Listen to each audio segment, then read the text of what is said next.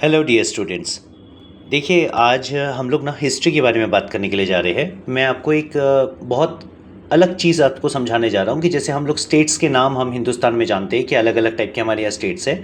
हमारे यहाँ पे एक स्टेट है जिसका नाम है मिज़ोरम। अब मिज़ोरम जो है वो लिटरेसी में केरला के बाद सबसे ऊपर माना जाता है। तो आज मैं आपको ये समझाने जा रहा हूँ कि मिज़ोरम एग्जिस्टेंस में कैसे आया, आज़ादी के बाद मिज़ोरम को किस परिस्थिति से गुजरना पड़ा, कैसे वो बना, कैसे वो एग्जिस्टेंस में आया, कौन उनके लीडर्स थे। बड़े ही शॉर्ट डिस्क्रिप्शन में कोशिश करूँगा समझाने की, मगर अगर आपको इसको डेप्थ में पढ़ना है तो मैंने इंग्लिश और हिंदी दोनों में ही मैंने डिस्क्रिप्शन बॉक्स में और कमेंट बॉक्स में मैंने पिन करके रखा हुआ है इसका सारा एक्सप्लेनेशन, जो आप अच्छे से पढ़ सकते हैं अपने बच्चों के साथ या अपने बड़ों के साथ। आप ये चीज़ को, नॉलेज को शेयर कर सकते हैं कि मिज़ोरम एग्जिस्टेंस में कैसे आया। चलिए शुरुआत करते हैं। देखिए, मैं आपको चैप्टर 414 आज आपको बताने जा रहा हूँ जो कि मिज़ोरम के बारे में है, और मेरा जो टॉपिक का हेडिंग है वो है how India turned rebellion into peace. ये एक यूपीएससी टॉपिक है, यूनियन पब्लिक सर्विस कमीशन के लिए, जो कि बच्चे जनरल नॉलेज के लिए इसको अपने दिमाग में बैठा सकते हैं। एज एन इंडियन आप समझ सकते हैं कि स्टेट कैसे एग्जिस्टेंस में आते हैं। अब देखिए, मिज़ोरम जो था, पहले एक्चुअली मिज़ोरम नाम की कोई जगह ही नहीं थी। मिज़ोरम मतलब मिज़ो हिल्स। मिज़ो हिल्स असम का एक पार्ट हुआ करता था, जो कि बाद में मिज़ोरम स्टेट के रूप में बना। अभी मिज़ोरम स्टेट अचानक बना कैसे? क्योंकि ये तो असम का पार्ट था। उस समय में एक बहुत बड़ा फेमाइन आया था। ये जो फेमाइन आया था, फेमाइन यानी बहुत बड़ा, जैसे माउतम फेनाइन फेमाइन बोलते हैं हम इसे, यानी बहुत बड़ा सूखा आया था। ये सूखा आने के कारण वहाँ के जो किसान थे उन्होंने बोला कि हमको 1.5 लाख प्रति व्यक्ति के हिसाब से आप हर्जाना दीजिए। सेंट्रल में उस समय कांग्रेस की सरकार थी और उस समय इंदिरा गांधी जी जो है वो प्राइम मिनिस्टर थी। इंदिरा गांधी जी बहुत परेशान थी ये कंसर्न को लेकर कि मिज़ोरम में जिस तरीके की सिचुएशन चल रही है और हम अभी पैसा उनको नहीं दे सकते, तो हम ऐसा क्या करें कि लोग माने और अपने आप को मिज़ोरम एक अलग देश घोषित करने की कोशिश ना करें। देखिए, जो बातें हम कर रहे हैं उस समय हिंदुस्तान इतना मजबूत नहीं हुआ करता था। नई नई आज़ादी मिली थी, कई युद्ध हमने लड़ चुके थे। हालांकि हमने पाकिस्तान से युद्ध जीता था, मगर हमने चाइना से युद्ध हारा भी था। हमें ये बात याद रखनी पड़ेगी कि चाइना का हमेशा से नज़र 7 सिस्टर्स यानी जो हमारे जो 7 राज्य है उनके ऊपर नॉर्थ ईस्ट के हमेशा रहती है। अब देखिए, यहाँ रेयर इकोलॉजी क्या बोलती है। ये एक ऐसा फिनोमिना था जिसमें माउतम जो हुआ था उसमें बैम्बू फॉरेस्ट पूरे के पूरे डिस्ट्रॉय हुए थे, और जो उनकी जो फ्लावरिंग होती थी, देखिए मिज़ोरम में ना कोई आपको स्पेसिफिक सब्जियों की बात नहीं होगी। वहाँ पे या तो कॉफ़ी बीन्स आपको देखने मिलेगी, चाय देखने मिलेगी, और आपको फ्लावरिंग देखने मिलेगी। अलग अलग टाइप के फ्लावर्स वहाँ पर एक्सपोर्ट क्वालिटी के बनाए जाते हैं, जो कि नॉर्थ ईस्ट की जान मानी जाती है। अब इसके अलावा क्या हुआ, मिज़ो पीपल को ये लगने लगा कि भाई गवर्नमेंट तो कोई एफर्ट ही नहीं डाल रही है, गवर्नमेंट तो हमें कोई मदद ही नहीं कर रही है, हम तो भूखे मर रहे हैं, हमारे पास पैसा नहीं है। और सच बात है, कोई भी पब्लिक को अगर इस तरीके से अगर तकलीफ़ होती है तो उनके मन में एक खिन्नता ज़रूर आती है। तब यहाँ पर एक बंदा आता है जिसका नाम होता है लाल डेंगा। लाल डेंगा वहाँ पर मिज़ोरम के फेमाइन वालों के लिए एक पार्टी बनाता है, एक ग्रुप बनाता है। मैं इसको पॉलिटिकल पार्टी नहीं बोलूँगा, मैं इसको एक ग्रुप बोलूँगा। ये ग्रुप बनाता है और वो आवाज़ उठाता है कि फेमाइन वालों को किस तरीके से भारत सरकार की तरफ से मदद नहीं मिल रही। लेटर ऑन इतनी ज़्यादा ये बात बढ़ चुकी रहती है कि वो लोग अपना खुद का एक फ्लैग कर देते हैं, इंडियन फ्लैग हटा देते हैं और बोलते हैं कि मिज़ोरम को हम एक अलग देश बनाएंगे।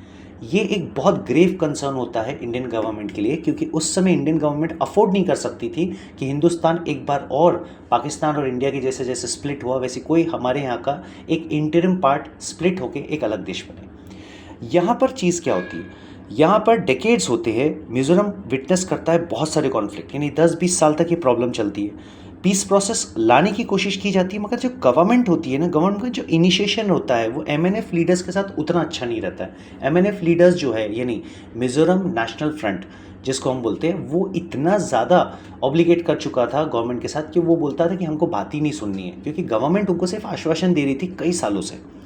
यहाँ पे गवर्नमेंट ऑफ इंडिया जो इनिशिएट करती है उसमें administrators, community leaders, church organisations, political representatives सब कंट्रीब्यूट करने की कोशिश करते हैं, मगर शांति कहीं से भी स्थापित नहीं होती।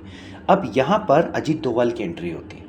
अब आपको ये लगेगा कि मैंने अजीत डोभाल जी का नाम क्यों लिया, क्योंकि अजीत डोभाल जी आईएएस ऑफिसर होने के अलावा अजीत डोभाल जी की पहली पोस्टिंग केरला में हुई थी। केरला के बाद उनकी पोस्टिंग दिल्ली में की गई, उन्हें आईबी का हेड बनाया गया, और बाद में इंदिरा गांधी जी ने उनकी पोस्टिंग मिज़ोरम में करी थी, क्योंकि मिज़ोरम में एमएनएफ की बहुत ज़्यादा इंसर्जेंसी चल रही थी। तब अजीत डोभाल जी वहाँ पे जाते हैं और अजीत डोभाल जी ये चीज़ नोटिस करते हैं कि एक्चुअल में पब्लिक से बात करने की ज़रूरत है, पब्लिक को समझाने की ज़रूरत है, पब्लिक पे डंडे बरसाने की कोई ज़रूरत नहीं है। यहाँ पे अजीत डोभाल जो है वहाँ के लोकल एमएनएफ लीडर्स के साथ मीटिंग्स ऑर्गेनाइज करते हैं, उनकी प्रॉब्लम्स को समझते हैं, उनको एक साथ लाते हैं, चर्च ऑर्गेनाइजेशंस को, क्योंकि क्रिश्चियनिटी सबसे ज़्यादा मिजोरम में फॉलो किया जाता है, तो वहाँ पर चर्च ऑर्गेनाइजेशन को इंडल्ज किया जाता है कि भाई पब्लिक को शांत करने के लिए चर्च की ज़रूरत पड़ेगी और एमएनएफ को शांत करने के लिए अजीत डोभाल को पर्सनली उनसे इंटरेक्ट करना पड़ेगा। यहाँ पर जो एक्सेप्टेंस होता है वो डेमोक्रेटिक पॉलिटिक्स का होता है। अब ये बोलते हैं अजीत डोभाल कि भाई आप ये जो हथियार लेके घूम रहे हो, आप अलग देश बना भी लोगे तो कितने दिन जियोगे, क्या रिसोर्सेज है आपके पास, इतनी रिसोर्सेज नहीं है, कोई ना कोई देश आपको हड़प लेगा, खा जाएगा। आप एक काम करो, आप ना पॉलिटिक्स में आओ। उन्होंने बोला कि एमएनएफ को एक पॉलिटिकल पार्टी फॉर्म करना चाहिए और मिजोरम के लोगों की आवाज़ उठानी चाहिए, जिससे वो सरकार में शामिल होकर सरकार के द्वारा जो अभी उन्हें मदद नहीं मिल रही है वो एक पावर को एक्वायर करके अपने स्टेटहुड के लिए कुछ कर सकते हैं। दूसरी बात, रिहैबिलिटेशन बहुत ज़रूरी था। तो इंसर्जेंसी में रिहैबिलिटेशन नहीं हुआ था कि लोग मार काट कर रहे थे, जिसमें कि लोग भूखे भी मर रहे थे और वो लोग बीच में मर रहे थे जिनका एक्चुअल में लड़ाई झगड़े से कोई वास्ता नहीं है। यहाँ पर एक और चीज़ हुई थी, कमिटमेंट हुआ था और स्टेटहुड फाइनली 1987 में मिजोरम को दिया गया। अब यहाँ पर पार्ट ऑफ सेटलमेंट में मिजोरम, जो कि फुल फ्लेश्ड इंडिया का 20 फरवरी 1987 में इंसर्जेंट लीडर लाल डेंगा एंटर्ड इनटू डेमोक्रेटिक पॉलिटिक्स। इसी लाल डेंगा बंदे को बोला गया कि भाई तुम एनएमएफ की पार्टी फॉर्म करो और तुम पॉलिटिक्स में आओ। यानी अजीत डोभाल जी ने इसको समझाया कि भाई तू लड़ाई झगड़ा और बंदूक उठा के कब तक लड़ लेगा, तुझे पावर में आना पड़ेगा, पावर लेना पड़ेगा और फिर अपने लोगों के लिए कुछ करना पड़ेगा। बहुत अच्छी बात इनको समझाई।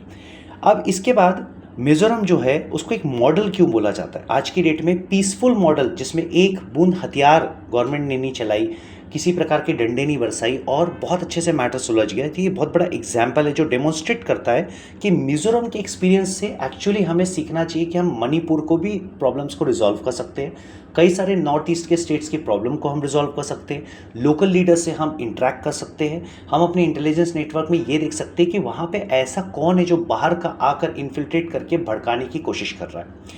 अब असम राइफल्स जो है, असम राइफल्स में उस समय में मिजोरम के 60 to 70% लोग हुआ करते थे। तो जब मिजोरम को अलग किया गया तो मिजो राइफल्स भी अलग बनाई गई, जिससे मिजोरम के लोगों को जॉब दिया गया। अब यहाँ पर फॉर्मर एडवर्सरीज के हिसाब से देखा जाए तो असम और मिजोरम में कोई खास दुश्मनी नहीं थी, एक फेमाइन था जिसके कारण लोग जो थे वो थोड़े से परेशान हो गए थे कि भाई कुछ मदद नहीं मिल पा रही है, तो हमें अलग स्टेट दे दो या अलग देश बना दो। अब यहाँ पर हमें की लेसन्स क्या समझने के लिए मिलते हैं। Greatest victories are not always won over battlefields. ये हमेशा मैं अपने बच्चों को, स्टूडेंट्स को हमेशा ये बात समझाता हूँ, युद्ध के मैदान में ही आप बड़ी बड़ी लड़ाइयाँ नहीं जीतते हैं, ज़िंदगी में भी आपको आपके दिमाग से बहुत सारी लड़ाइयाँ जीतनी पड़ती है। हमेशा हथियार या मुक्का, पंच, लात, इसकी ज़रूरत नहीं पड़ती है। दूसरी बात, sometimes they are won across negotiation tables. कभी कभी नेगोशिएशन टेबल पे जब आप बैठते हो तो कई ऐसे मैटर्स होते हैं जिसमें हथियार उठाने की ज़रूरत ही नहीं, जो बातचीत और कलम चलाने से काम हो जाता है। और जहाँ पे ट्रस्ट होता है वहीं पर नेगोशिएशन भी होता है। इसलिए कहा जाता है रिकन्सिलिएशन कभी भी कोई भी कॉन्फ्लिक्ट को रिप्लेस कर सकती है।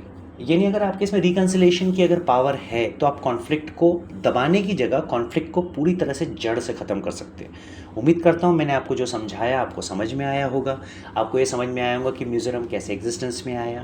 मैंने बहुत शॉर्ट वे में आपको समझाया है, पूरा आर्टिकल मैंने हिंदी और इंग्लिश में दिया है, आप डिस्क्रिप्शन और पिन बॉक्स के कमेंट में जाकर आप इसको बहुत अच्छे से पढ़ सकते हैं।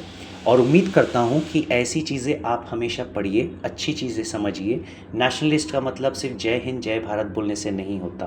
नेशनलिस्ट का मतलब ये होता है अपने देश की संस्कृति, अपने देश के स्टेटहुड, अपने देश के स्मॉल स्टेट्स के एग्जिस्टेंस को अच्छे से समझिए, जिससे जब भी आप उस स्टेट में विजिट करते हैं आप लोगों के बीच में उनका बन के रह सकते हैं, उनके जैसी बातचीत कर सकते हैं, उनकी जैसी बोली कर सकते हैं, उनकी प्रॉब्लम समझ सकते हैं और अपने देश के साथ उनको जोड़कर आगे बढ़ा सकते हैं। इसी के साथ आपका धन्यवाद व्यक्त करूँगा। प्रयास सही लगता है लोगों के साथ साझा करें, अच्छी किताबें पढ़ें। जय हिंद जय भारत।